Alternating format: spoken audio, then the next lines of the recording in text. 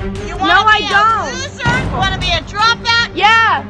You're doing a good job. Okay. I'm not sorry for the way I behave. My parents have made me the way I am. My mom says I'm a troubled teen, but in reality, we're both troubled. While I was growing up, both of my parents were drug addicts. My parents weren't around and I didn't have structure. My mom would constantly leave me. I remember grabbing onto her leg and bawling my eyes out. She'd walk right out the door and go get up with her friends.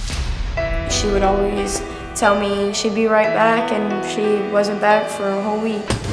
One time, I saw my mom get arrested and being put in handcuffs. My mom would steal. She would take money from my piggy bank. It was very, very upsetting to me. My dad was never there for me. The first time I ever had visitation with my dad, we were in a small white room with a sheriff and a social worker that monitored our visitation at all times. We spent Christmases and birthdays in a small white room. When my father and I had overnight visitation, he'd be asleep till 2 o'clock, 3 o'clock in the afternoon. Many times I would shake him, pour water on him, and scream at him, and he would still not wake. I'm very upset and angry with my parents. I hold tons of resentment. Because of my parents' addiction problem, it put me into the foster care system. My parents expect me to be some pristine, perfect, stereotypical kid. It's hard to understand why they would expect so much out of me when I've always expected so much out of them and they never given it back. Okay, Dakota, I'm glad to meet you. Me too. Tell me why you wrote in.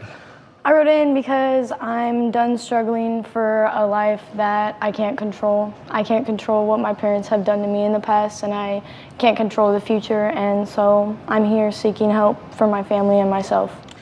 You say that you blame this on your parents, and I gotta say, you make a pretty good case. I am here because my parents have made me the way I am. They have only shown me certain ways to be. What did you know about your mother's drug behavior at the time? What was she doing? She was leaving all the time with her ex-boyfriend. Would she say, I'd be right back, and sometimes be gone for a week, you said? Yeah.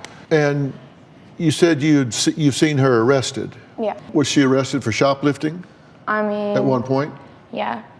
And you knew about that? Yeah. Did you talk to her about it? Did she ever say anything to you about it? She always would say, I'm so sorry for everything I put you through. I know I'm not perfect. I know, we're not the perfect white picket fence family that everybody wishes they can be. But, I know my mom cares about me, and so that's why I came to you for help. Well, here's the puzzle that I'm facing. You help me with this. I'll help you, you help me. You're looking at this and say, I get it. I get that I didn't have somebody to show me right from wrong, to put up boundaries, to put up guidelines. And as a result, I went too far. I picked up bad habits. I did things that I shouldn't have done. I get that. That shows a lot of insight and understanding on your part. Mm-hmm. If you get that and you understand that, then you also have the insight and understanding to choose differently. I mean, you step in my shoes, and you have a dad who's never been there for you, and you have a mom who wasn't around almost half your life, and your grandma raised you. I'm 16 years old, and mentally, I know I have been through way more things than people my own age. Well, that's why I'm asking. Person. I said you got to help me understand. Do you self-medicate? Yes, I use marijuana to self-medicate. I don't want to take prescription medication to help my anxiety and depression. You said you have no remorse or regrets for the things that you do.